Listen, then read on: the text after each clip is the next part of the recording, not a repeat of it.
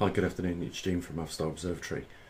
It's never easy answering very difficult questions, and some of the questions that we've been asked over the course of about 5-6 years is what is it exactly we're looking at, and what has been the causes of this, that we are heading towards. What was it that caused it? Well, we can answer some questions very easily, but to answer others, it's costly as well as hard, and we've done really well. We should really pat ourselves on the backs. It's been a joint effort with a bit of crowdfunding, and with the help of some other like-minded people, like our superstars that have our magnetometers and muon detectors out there in other countries.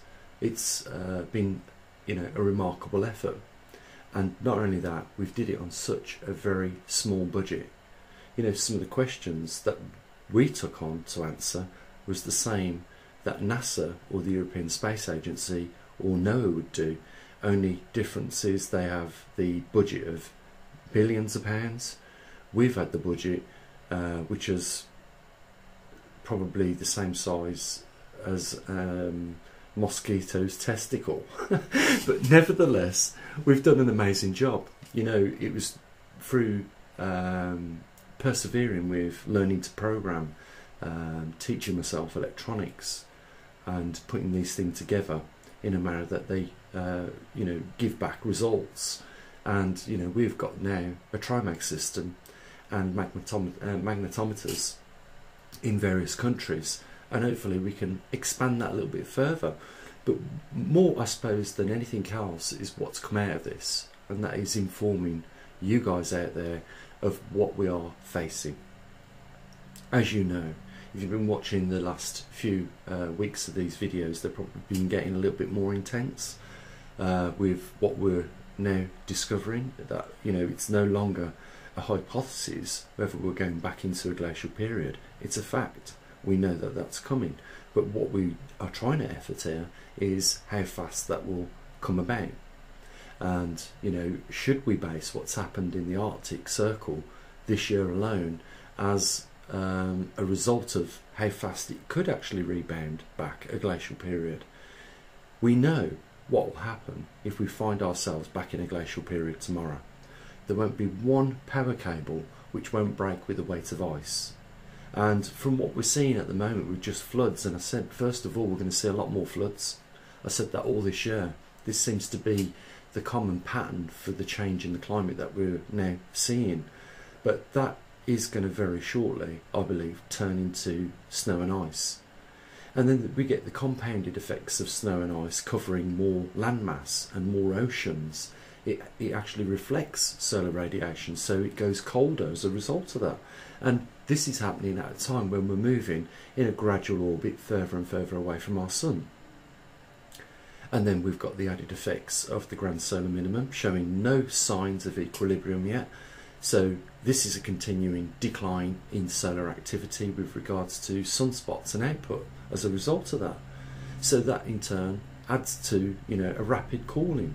And then we've got the not the grand solar minimum, we've got the magnetic pole reversal, which affects our magnetosphere, and our magnetic poles migrate as a result of that. And we know that this is having more influence on the jet streams than probably anything else.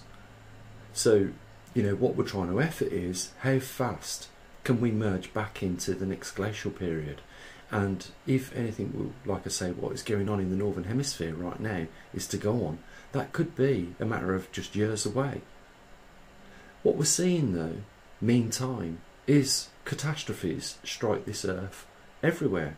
It's not that the flooding has just been related to recently in Canada that washed the land underneath the railway tracks away, and did so also with the roads, but it rendered one of the most busiest ports in Vancouver unusable almost, because it couldn't move the freight that goes into those ports, which amounts to billions of pounds worth. And if there was perishables there, they've already perished, and that money has been lost to the owner. So these are some of the things that we know are happening. we also found out some things that we know is not happening, and that is the case with CO2, and more importantly, man-made CO2 causing global warming.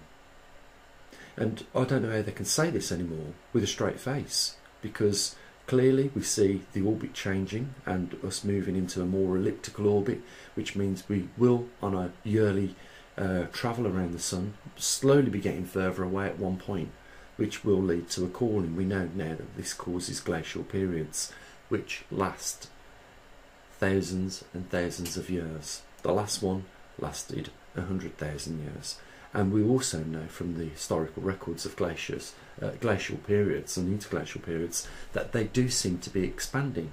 So that must mean that our elliptical orbit is getting more elliptical every 100,000 years or so. So the next one, if anything, to go on the trend that we've seen over the last 400,000 years, must show us then that this one could last over slightly 100,000 years. But it doesn't matter, because our infrastructure is not geared up for glacial periods, full stop. And if the grid goes down, so does any support to any of the cities that are in these areas of risk. We've also identified those and just said, look, anything above 40 degrees latitude on this earth is at risk of becoming an uninhabitable place. That is, of course, if you want to learn how to live like Eskimos. You're not going to have technology if that's what you choose to do. And if we do merge back into another glacial period, you know, there is a lot of scenarios that are going to outplay. First of all, there's going to be a mass migration to, you know, the warmer, more supportive climates on this planet, which would, as you would think, be around the equatorial regions. But there could be reasons why they're not inhabitable, because of the magnetic pole having an effect on the jet streams, might not deliver plentiful fresh water. So those regions could become very dry, barrenness, and for that reason not support agricultural production. We're going to see a lot more northern territories that produce a lot of agriculture for the global food chain go offline as the territory closes further and south for those growing crops. So, you know, farmers, I know exactly what they're going to do. They're going to change the crop. They may have grew one particular crop for the last 20 years, and they are slowly seeing that it's becoming more unlikely to get a good yield out of the ground because of the risks involved, and they might try and play it safer with other crops. But inevitably we're going to see those crops fail, and eventually, when that land is covered by snow and ice pretty much all year round, there will be no agriculture for these regions unless they can support it with commercial polytunnels, which to heat in environments like that wouldn't be very economic. You know, we've got a lot of things to start thinking about, and you know, with a government which is blind to this, or appears blind, I do believe they know what's going on. I believe the reason why they want to raise, first of all, on the back of CO2, £100 trillion is for other projects which could, you know, filter down, or be it very little, but could filter down to trying to resolve the crisis that's coming with regards to human continuity. Because I think that more than anything else, it's more important that some humans do survive, and survive in a manner, I suppose, according to these governments, where they can at least have some government continuity during these times. I think it's like we've jumped on a very fast roundabout, and we're going to see how long we can hold on as it gets faster and faster, and that is exactly how I feel is going to be the case as time moves on from this point. We've got a few crises looming, or possible ones, with the fact that we're probably about 15 months out now from reaching that 40-degree mark, where we could see the poles leave their strong field lines, moving into the weak field lines, and therefore migrate a lot quicker. But we have not yet seen any equilibrium in the weather deteriorating on this planet. So you at least have a heads up as to some of the options now that you're facing, and we've been able to keep an eye on some of these things for you,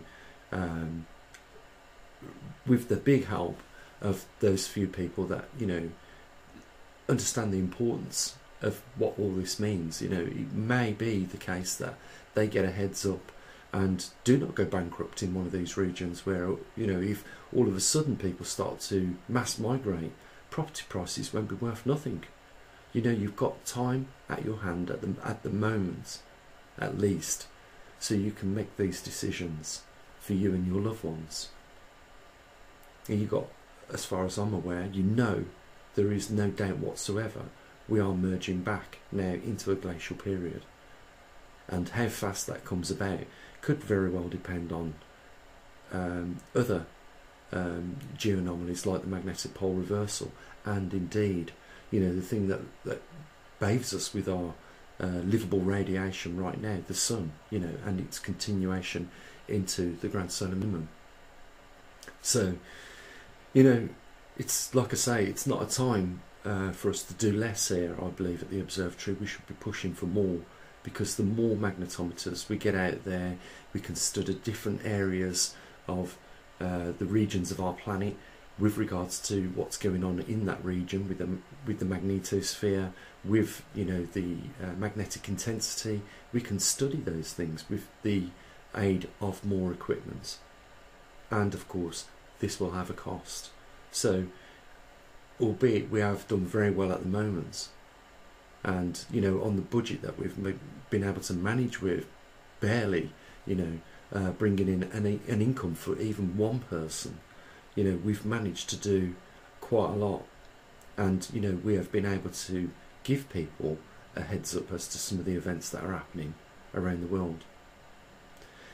I would recommend you keep an eye on that unfolding story at the moment in Canada, as to how long it takes them to, you know, come up with an engineering solution to repairing that line after the water had washed all the soil from underneath it, or the foundations from underneath it, because that is not going to be repaired within a couple of weeks. You can't just get a team on site, and, you know, there is a lot of processes involved in putting a bridge to support that rail. And it's not just the time that it takes to get that team there of engineers to come up with a solution for it. As far as I'm aware, it's got to be a bridge, but, you know, they've got to come up with a solution, and then they've got to have it manufactured. It could be 10, 12 months before that line is reusable. And, you know, it's not just the line that went down that, you know, put Vancouver Port in jeopardy. It was also, you know, the other roads and other infrastructure. But what I predict we're going to see more of is not just the same events happening. So they might repair that one, then they might already have another one ready to repair. You know, this is going to continue going on and on and on like this, and eventually, you know, they'll have no choice but to give up on that territory or come up with alternatives. And I mean, at what point will they eventually give up? When they have to, you know, employ a fleet of icebreakers to get their stuff into the ports. Otherwise, how else do you sustain, you know, a population of many millions of people? These are the things that really need to be start talking about, and, you know, in a very serious manner, because it is no longer the case of could it happen. We know it is going to happen. You know, on top of everything else that we face, we have, you know, a company called Google, which is very much anti-humanistic.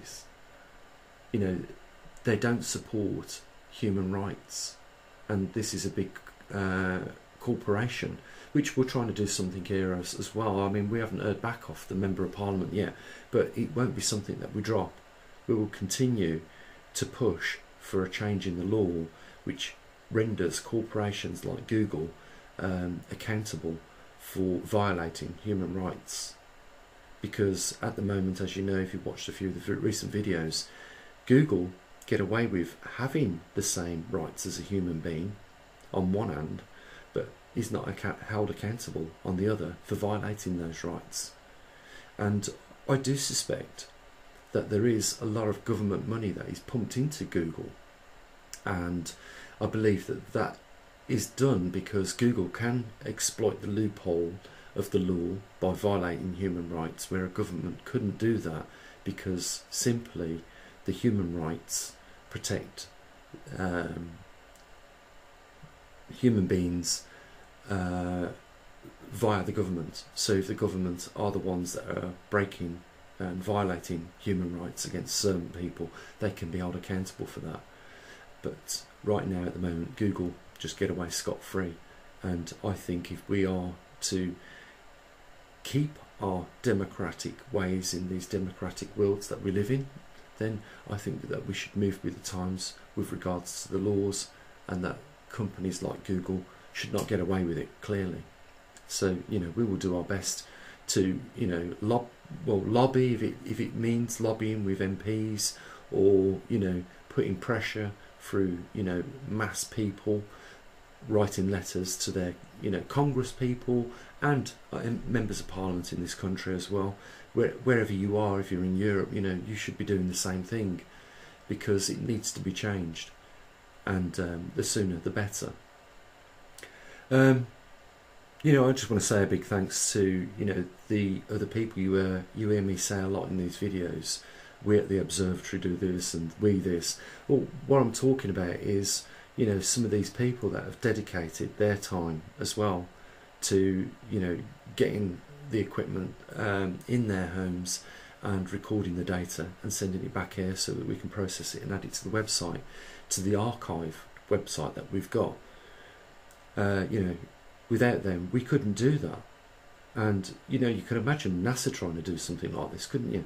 Well, the way that they would go around would be employ scientists to monitor the equipment and facilities. And of course, when they do that, they rank up millions and millions of pounds. We've got the luxury of, you know, good people putting this in their own homes, using their electricity, and more importantly, their good time. And, you know, we should thank them for that.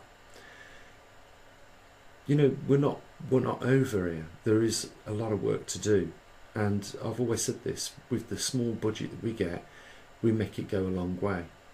And I think it's important that more people, you know, understand that what we're trying to do is to help them as well.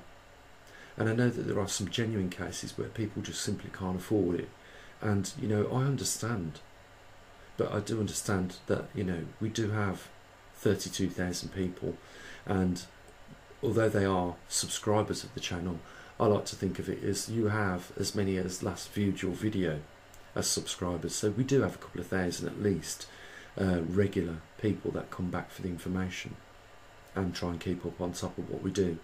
So if I could just, you know, say to you guys, you know, there is a lot worse the things you could do than support somebody that is trying to get information to you and keep that constantly flowing with regards to the changing world in which we live in, because the information's clearly not coming from the government. So with that, I suppose, you know, I should just mention that there's a link down there in the description, and you know, it'd be great if you could, you know, support what we do here, and in turn we can help you get a grip on what it is that we are facing in the not too distant future. Okay, the only other thing to say is, you know, you take care of your loved ones, and we'll be back perhaps tomorrow with an Earth Alpha update, just going over some of the anomalies that take place. So with that, have an amazing time. As always, bye for now.